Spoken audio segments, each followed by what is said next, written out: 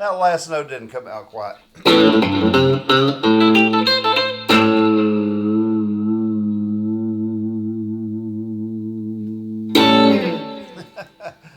Hi, folks, and welcome to my February Pick Fest. Just having fun with some guitars here I have around the house, and oh, this is a really great one. I mean, it's just a beauty. This is Burgundy Mist and matching headstock in this 1965, and this is a Jaguar, Fender Jaguar, all original. Only thing I had done to it is Kelly Barber put me some vintage tall frets on here, and boy, they're great. Really, really nice. It has a lot of switches, you know, with the Jaguar. This was the most versatile guitar that Fender came out with. It was the most expensive guitar in the Fender line, actually. And that's why I just had to have one when I was a kid. And I have a photo back here of me playing one. You've probably seen it before, but this is not about me. This is about the guitar. And this is a great one. I just love this guitar. Kelly had it for a number of years, had it up in his attic. You've seen me some of the other pick fests and string alongs and things that I've done, and and I would be up in Kelly's attic. Well, that's where this was for years, and it's in really good shape for 1965. And I love the lines of this guitar is just beautiful. Of course, the custom burgundy mist color and the original strap here, and original or period, one of the two. And we've been talking on on my string along. I was talking about a book that came out, Bakersfield Guitars, and so I'll talk more about that in a second. But basically, you know, the Ventures also played Fender for a while.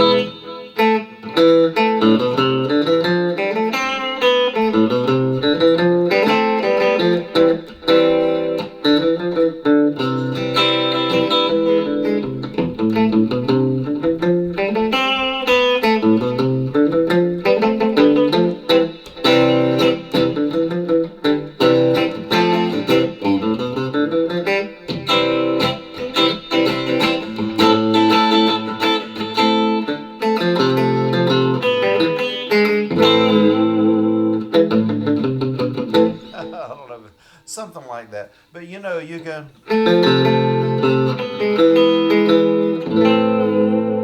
just hit a chord on these guitars, and yeah,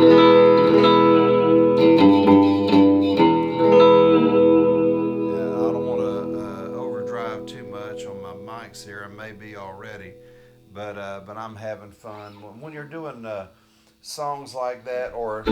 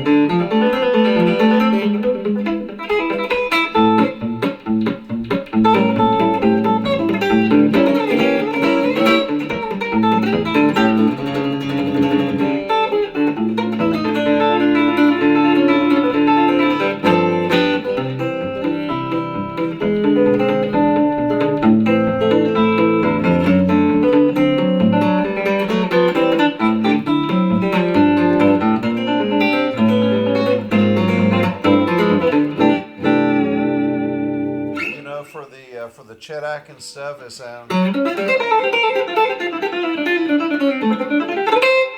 you have I got a little echo on this.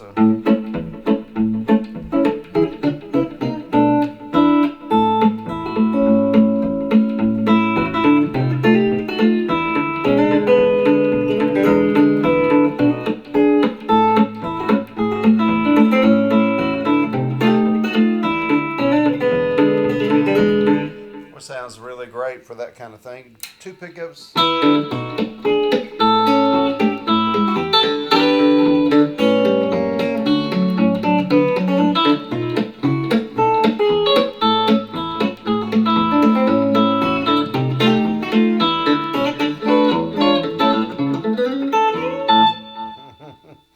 Great guitar and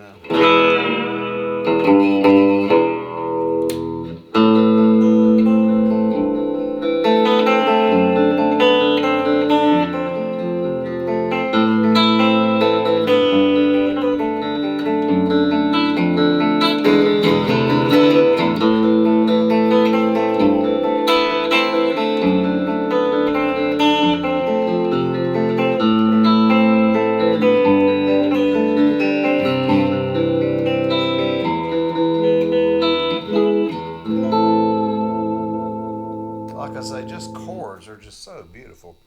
And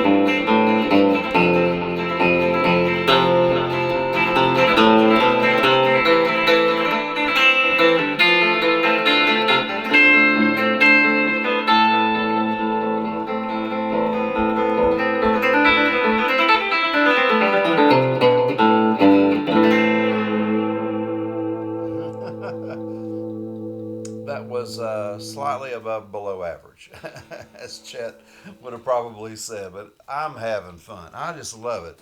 A Fender Jaguar, and this is a rare guitar, but you can find them. And I found another one over at Kelly's. And this one here is, I believe, 2000 or 2001, somewhere in there, and with a great strap that I had made. But this one is a 1962 reissue. But I had an original 1962 that's Kelly's. He has it now. And I gave it back to him, and I may get it back. I mean, because I just love Jaguars. But and Eric Johnson does. He called me one day, and I just picked this up. He said, "Do you know anybody has a really good Jaguar?" Me? I said, "Man, I have it in a car. I can't believe you just said that because I just got it." But the other one, the original '62 has. Well, the finish is off the back of the neck, and it's just kind of, I was probably sanded that way. But it is a little narrower. It just seems to me that it is. I'd have to get the calipers and look at it. But this one has almost the exact neck as this guitar, and the strings are a little wider apart, and I know they are. I mean, I can feel it. And this is the best Jaguar I've ever felt. I mean, it's a really, really great one. I had another one, was a Sunburst. It was a really great guitar. It had I think it was a 67, and it had the block inlays. And a friend of mine, Pastor Tim Hicks, and he's down in West Green, Georgia. He has that guitar, and he had one like that when we were kids. I had a Jaguar. And he also had a Jaguar, and mine had the dot inlays, and it was about a 65 or 66 or maybe earlier, and he had the block inlays on his, and it was beautiful, and it had a bound neck, here, and so I was at his church, and I just had to give it to him. So anyway, he has that guitar. It's another great Jaguar, but it had a little wider neck like these, and really, really great. And I did something else on his, because this is all about guitars here. If you want to hear a little more preaching, go to my Sunday string along, where I'll preach a little bit. But I can always preach a little bit, and I may today. But one of the great things about these guitars, the pickups and everything, I mean, they're just amazing instruments. I mean, they just sound so good.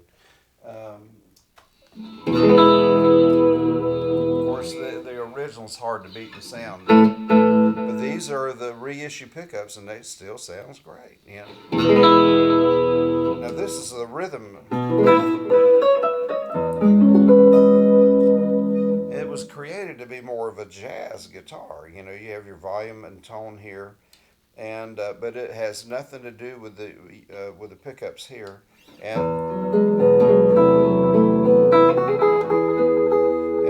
it's only for the rhythm. They call it the rhythm pickup or the neck pickup here. See, this doesn't switch. It doesn't change it at all. And so it's just you have a tone and a volume, and it has some kind of a circuit that makes it a little more mellow.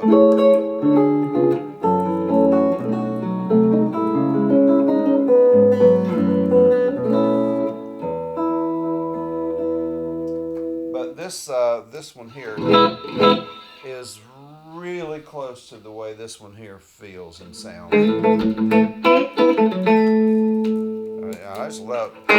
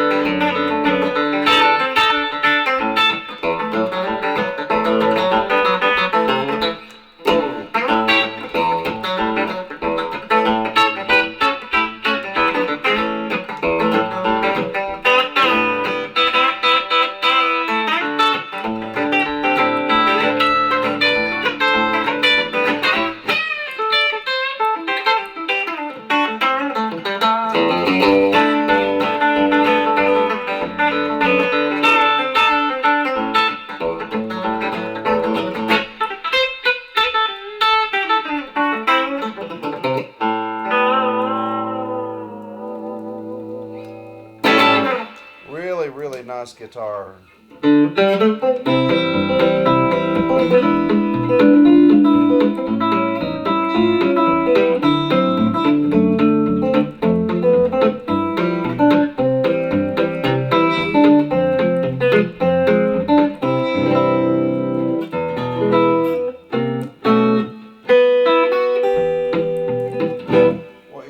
Some really nice sounds out of these pickups. Let's see, they're real clean, very clean.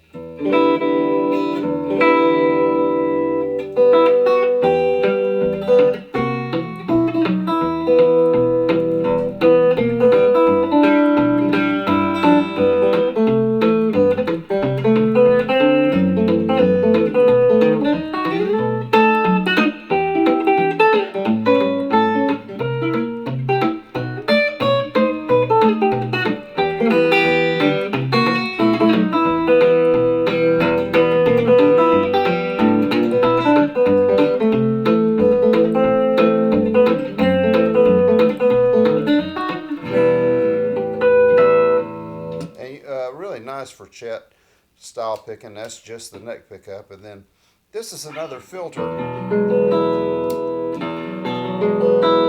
It doesn't sound quite as pronounced as. It doesn't sound quite as full.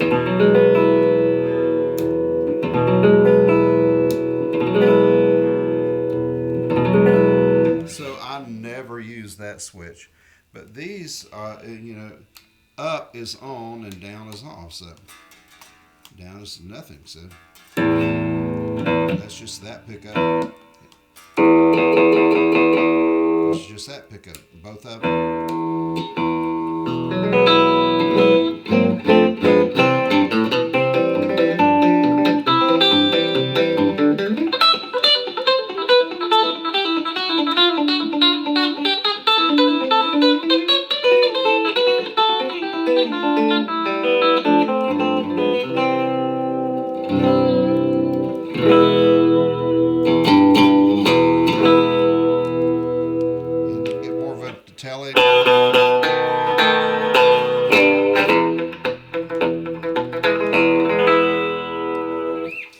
Just a little bit different sound. You got a little more of that surf sound,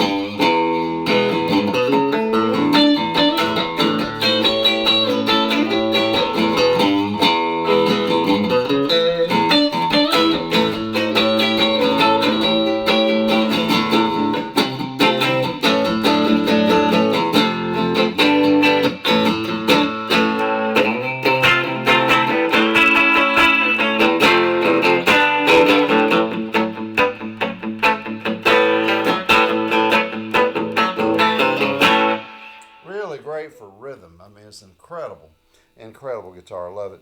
And so the reason I just brought these two out is because you have the old original, and then you have a guitar now that's 20 years old, and but it is. I mean, it feels more vintage now. And I say, what do you mean by that? Well, it's an older guitar. It has been a guitar for 20 years now.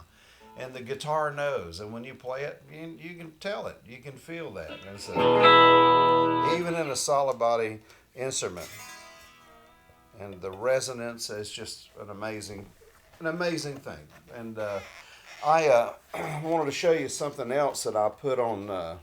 Now here's the original bridge. If you can see this, that's the original bridge on the Jaguar that Fender put out, and has the little notches like a little screw So, and so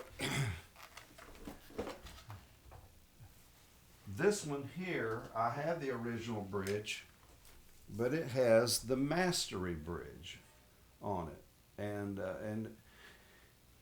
you actually have two sections here with three strings, and they're solid pieces, and it's the angle that the strings from the vibrato up to the tailpiece was always too slight, and the strings a lot of times on the other guitars would fall out of their little socket thing, and out of the bridge. And with these, they're very deep, and it's an incredible invention.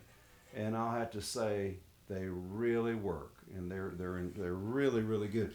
They also make a mastery bridge or a mastery vibrato, the whole unit, and the springs are supposed to be better. Of course, it's made out of solid steel, and but the vibratos are original in both of these.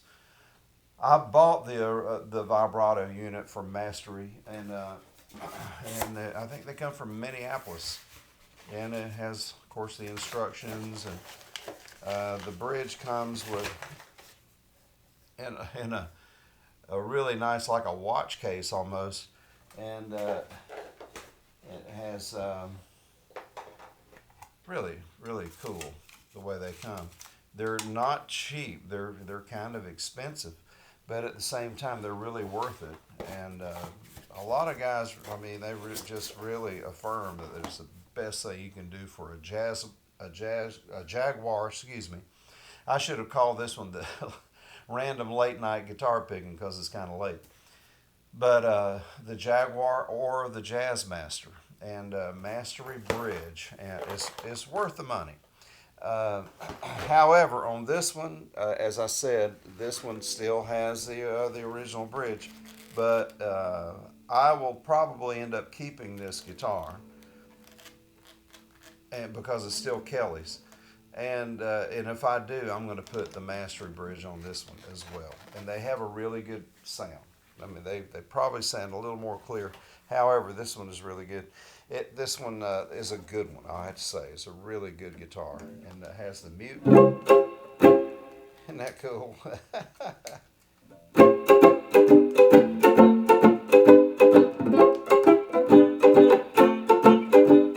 Mrs. Brown, you have a lovely daughter.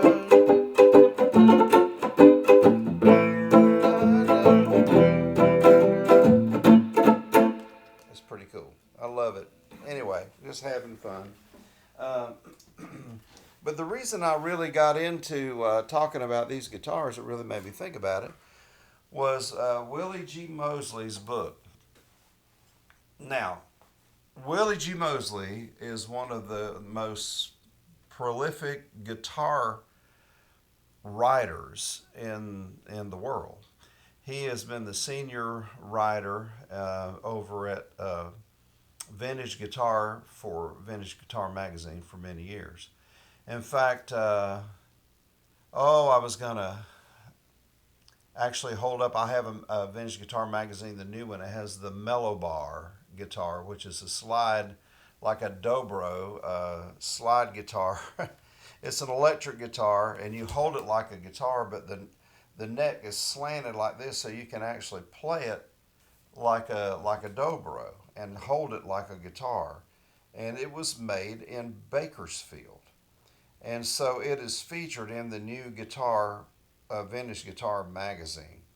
And uh, I have already learned so much from this. Now here's one here, the Millibar, and this is an invention by a fella out in California, and they made it at Simi Mosley's Most Right Guitar Shop.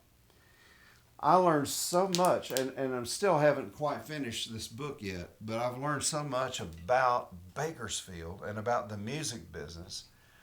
And of course, you know, you think of Buck Owens and Merle Haggard, and of course, Roy Nichols was one of the great players there. And I've met a lot of these great musicians from Bakersfield through the years. Roy Nichols was one of my favorites growing up. And he loved most rights. You know, most of the guys still play, like Buck, they still play the Telecasters because the most right guitars had a little more of an aggressive sound. The pickups were hotter in those guitars. And for that reason, I mean, that's why the Ventures, no doubt, switched over. Of course, maybe they got a deal, you know, for a signature guitar. And I didn't realize I had so many Ventures albums. And here's one here. For a long time, my son and I both thought Noki Edwards was the bass player.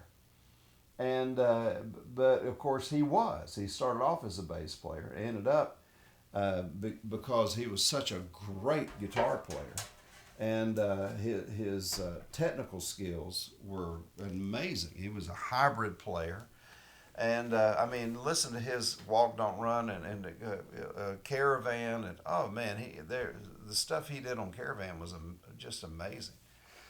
And I have several of them. Here's some cool stuff here. This is volume 2, so I have volume 1. How to play guitar like the Ventures, and it's got the whole deal here. And this is a real treasure, you know. And I don't even remember. It seems to me like I bought these in Merced, California. As far as I can remember, there was a record shop there, and I went in and bought, I think, about 60 old Chet records that he had, maybe a little more than that. And my friend Daryl Owens and I both, I just kind of wiped the guy out of all his guitar stuff. But it was a lot of fun. Here's another one of their real famous albums. But you can see the Ventures guitars by then. They weren't playing Fender like on that first album I showed you. They were playing their model of Ventures model. And man, I mean, I'm kind of anxious to get my hands on one. It's been a while since I played one. The frets were real flat, and he just filed them down almost flat to the fingerboard. You didn't want to. They didn't want you to feel. It's kind of like the old Les Paul Black Beauty, you know, the Fretless Wonder they called it, and it was real popular back in those days. Of course, if I had one, the first thing I'd do is get Kelly to refret it, no doubt. And here's another. Learn to play guitar with the Ventures, and look at this. And I didn't realize I knew Noki Edwards from going to the Chet Atkins conventions, and he was such a Chet fan. Of course, you can really hear it in their playing, and I never noticed it until not long ago, and I was listening to him to these records and on YouTube. I mean, they're all over YouTube. How much of an influence Chet Atkins was on him. Of course, Chet was an influence on so many people, including, of course, myself. And I have so many great albums here. Here's one of Dwayne Friend. Now, he was playing the gospel guitar because Sammy Mosley was a preacher. He was an evangelist. And he started working to support himself and his wife at Rickenbacker, at the factory, Rickenbacker factory. And he got so good at it, and I think he got fired, actually. And then he started he made his own guitar. And Ray Boatwright, another pastor in the area of Southern California, I think in his garage, he allowed him to use some tools, and he got so good, then he started his own little shop. And see, I have some Django Reinhardt records here, Vassar Clements, Grandpa Jones. But I want you to see here on the Django Reinhardt, if you look in this book from Willie Mosley, you'll see some of the acoustic guitars, and I thought, whoa, that looks like a Mosrite.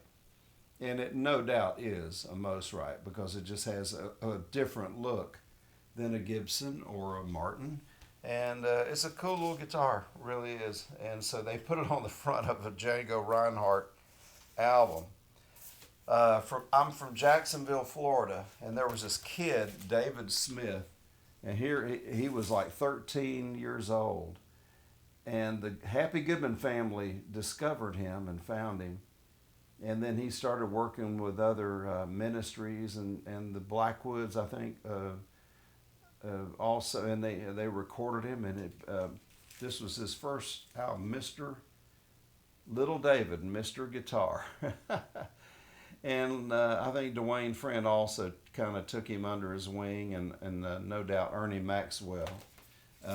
Ernie Maxwell was also, I have one of his albums here also, and Ernie was an incredible guitar player for the Goodmans. These are gospel guitar guys. And here's little David with his double neck Mosrite. Isn't that cool?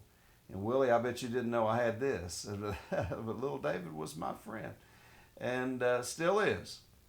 But he was a wonderful guitar player, and he left home when he was about 13 years old, I think, and people said, well, why don't you going to do that too? And I opted to stay and in school, and I got called by some of the same people that brought him out, and I think it was Ron Blackwood, one of the Blackwoods, asked me, if he called me one time, asked me if I'd go on the road. I said, well, I only have a year or two of school left. Maybe by then, maybe 3 years, but I think I'll just go through school. And later on, I ended up with J.D. Sumner and the Stamps. I got a call also from Herbie Mandrell, that they were really known in California, and they had been there for a long time. Of course, Barbara Mandrell's dad. And Barbara Mandrell was looking for a guitar player, and their steel guitar player was Paul Franklin. And I could have had that job, but I just accepted the guitar or the position with J.D. Sumner, and was waiting to graduate. That's another story. But I met some very interesting people. Later on, I went to work with Grandpa Jones, and I was on one of his sessions one time doing a record. And lo and behold, there's Joe Maphis. And Joe came in, and Joe was playing, I think he played guitar some, and we switched over because he was a flat picker, and I did all the Travis stuff because Merle Travis, played with of course has recorded many albums with Joe Maphis, but he also played with Grandpa Jones. Of course, Joe Maphis could play any style of guitar. He was more of a hybrid player, but he played the Travis style really, really well. He was just a great guitar player, but he was famous for Mosrite guitars, and Willie has a lot of those early guitars. He was known for playing or making double necks and triple neck guitars, and which was just very, very unusual at that time. Of course, Gibson had done that. But I used to look at a Joe Maphis guitar. I said this on my string along the other day. I would look at the Joe Maphis guitar and just dream, oh Lord, one day maybe I can have a Joe Maphis guitar. And of course, never knew that I would ever end up recording alongside of him in the studio. Another shot of some Ventures models, and they had all colors. And if you haven't gotten this book, you need to get it. It's from Willie G. Mosley and Bakersfield Guitars. It's hardbound, and it's a great coffee table guitar book, something you'll always treasure. You'll never get rid of it. And it's a wonderful book. I just love sitting and looking at the photos. But I'm a guitar guy. I'm guitar poor. Well, folks, I hope you've enjoyed this, and I hope you enjoyed my Jaguars, my surfer music guitars, so to say. And they're a whole lot more than that, really. I mean, you can play anything on these guitars. Hi, guys. I just wanted to pause and grab a guitar here. I'm thinking this is my pick fest. This is not a string along. I don't want to talk too much, but I love talking about guitars, and that's really what this is about. And this is my photo. I ran and got this. This is a photo of Tim Hicks and I when we were kids. This was back in the 60s. I think my Jaguar was around a 64, 65, somewhere in there. Had the clay dot markers. He was playing his father's 50s Stratocaster. And also, my dad was really into good instruments, and so was his. In fact, Dad ended up getting, I think it was a bandmaster, a blonde one, and they kept that at the church. And then Brother Hicks, as we called him, kept his old Strat there all the time, just leaning up against it. And finally, one day, someone came in and grabbed that thing. But he was happy because he got a brand new one in the 60s. And Tim still has that one. But the times have changed. We had no idea those old guitars would be worth so much money these days. I remember, too, that Dad went out and bought from Mr. Ford, the guy I was actually talking about that had the most rights. And by the way, don't forget also Willie G. Mosley's book on Bakersfield guitar. It's not just about most rights. It's about Bakersfield guitars that were made in Bakersfield. Of course, Semmy Mosley had a huge part of that world and that time. It was a great era. And those guitars are still well sought after and wonderful guitars. But the man that had the old Most Right Joe Maphis model that I still think about, why didn't I get that guitar? This is one of those that you missed. and so he also had a dual showman with two 15-inch JBL speakers. Who's going to steal that?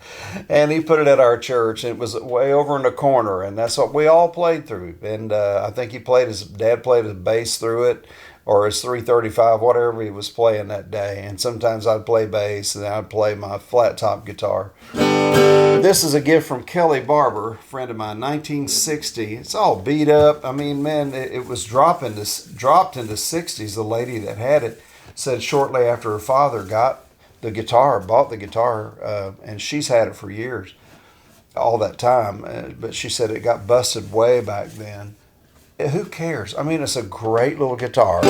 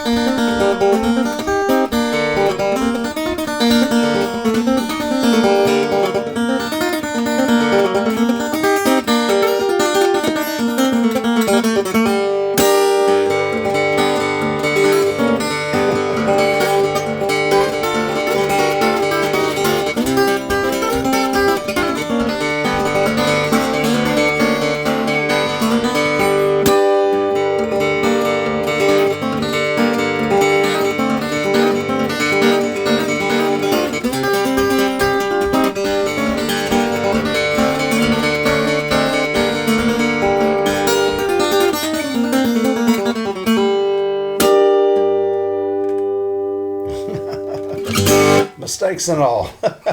This is tuned to a G chord. Grandpa Jones had a guitar very much like this, and he loved this size of guitar. It's also the size of guitar that Eric Clapton mostly plays, and his model is a triple aught 18, and so it's a great little guitar, and I love it. This one's mahogany, and I also love the Brazilian rosewoods are just great. Kelly had another guitar story, another miss. I had this guitar for a while and gave it back to him. Anyway, it was a triple aught 21, 1946.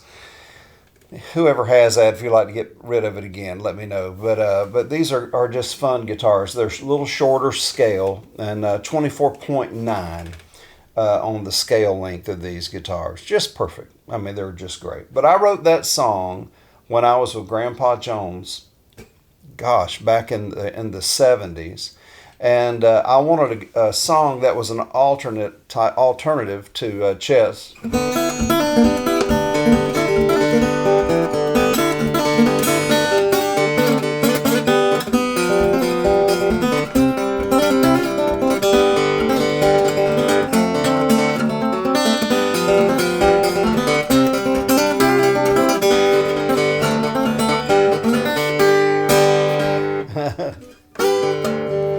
Black Mountain Rag, I believe it is. And so mine is... Now the front end of that I just made up. I mean, this banjo stuff. And I haven't played banjo in a while. I just trimmed my fingernails. By the way, people ask me, what do you do with your fingernails? These three are acrylic. And I just trimmed them down a little bit so they feel a little strange. So I play banjo wrong anyway, but...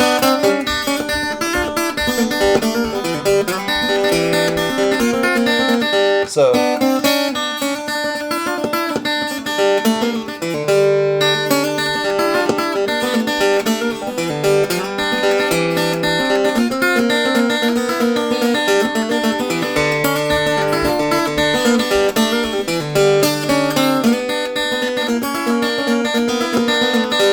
so you play your chords around the tuning.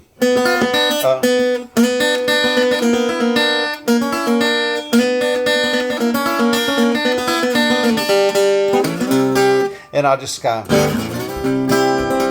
is it.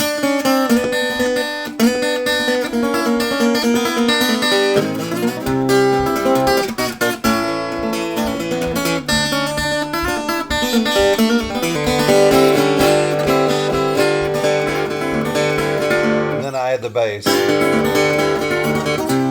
and I'm doing sort of a Chet Merle thing.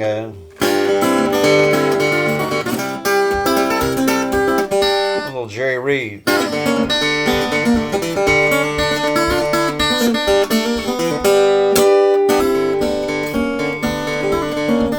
And my bass is a Chet Atkins 5464.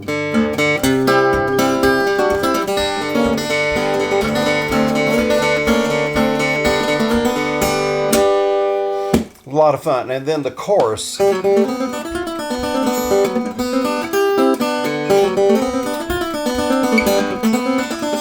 So I'm going back and forth like Travis style.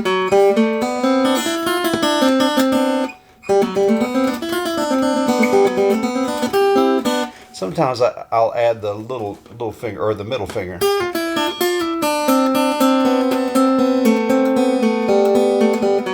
Because that's a banjo run.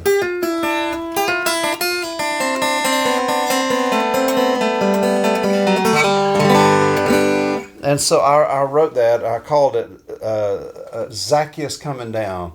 Zacchaeus, you come down, for I'm going to your house. And that was the little song we used to, going to your house for tea.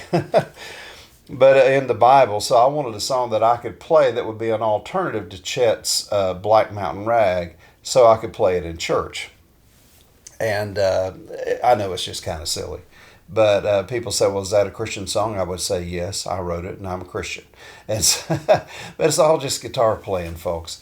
And if you haven't yet seen any of the Lady in the Balcony sessions, Eric Clapton, and I'm a Clapton fan. I mean, I grew up, I wasn't as much. I didn't know that much about him. All my friends were listening to Cream. Of course, over by where Tim Hicks lived. I mean, right there down the street from him is where Jeff Carlisi lived, and Ronnie Van Zant, and all those boys. They just went to a different church. But they were all raised in church too. They went to a Pentecostal Holiness Church. As one of their preachers told me, he said, "Yeah, we're a penniless Holy Costal church." I was thinking, well, that's good.